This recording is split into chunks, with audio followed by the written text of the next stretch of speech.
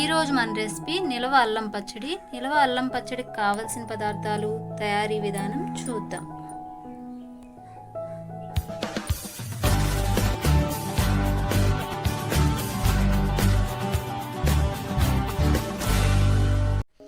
ముందుగా తరిగిన అల్లం 50 గ్రాములు, 50 గ్రాములు చింతపండు, 1 కప్పు బెల్లం, 10 వెల్లుల్లి రెబ్బలు.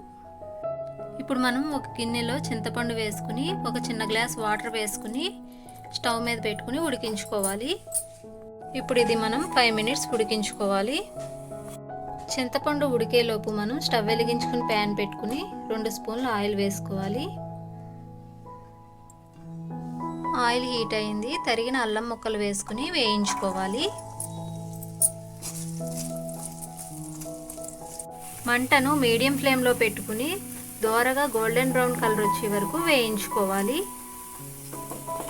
చింతపండు ఉడికిపోయింది. ఇప్పుడు మనం ఇది స్టవ్ ఆఫ్ చేసుకుని చల్లారనిద్దాం. అల్లం ముక్కలు వేగిపోయాయి. వీటిని మనం ఒక ప్లేట్లోకి తీసేసుకుందాం.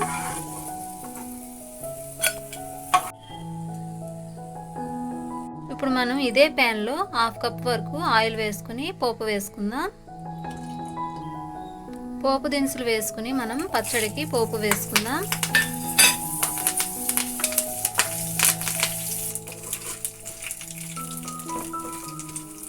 ఇప్పుడు మనం మిక్సీ గిన్నె తీసుకుని ముందుగా వేయించి పెట్టుకున్న అల్లం ముక్కలు వేసుకుందాం. రుచికి సరిపడా కళ్ళుప్పు వేసుకోవాలి. ఒక 10 వెల్లుల్లి రెబ్బలు వేసుకోవాలి. ఇప్పుడు వీటిని మనం గ్రైండ్ చేసుకోవాలి.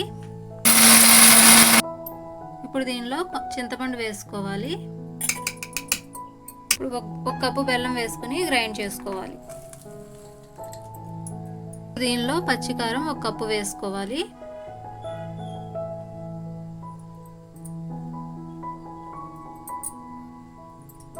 దీన్ని కూడా మనం మిక్సీ వేసుకోవాలి.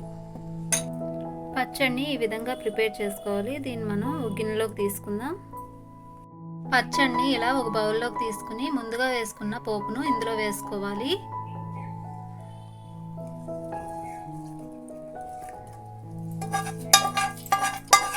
ఆయిల్ అంతా అబ్జర్వ్ చేసుకునేలాగా బాగా కలుపుకోవాలి. ఈ పచ్చడి 1 నెల 2 నెలల వరకు నిలవ ఉంటుంది. ఈ పచ్చడి టిఫిన్స్లోకి, భోజనంలోకి చాలా బాగుంటుంది. తప్పకుండా ట్రై చేయండి. మా వీడియో కనుక కొత్తగా చూస్తుంటే ప్లీజ్ సబ్స్క్రైబ్. కింద బెల్ ఐకాన్ ఉంటుంది, క్లిక్ చేయండి, లైక్ చేయండి, షేర్ చేయండి. మరిన్ని కొత్త వీడియోస్తో మళ్ళీ కలుద్దాం. Bye friends.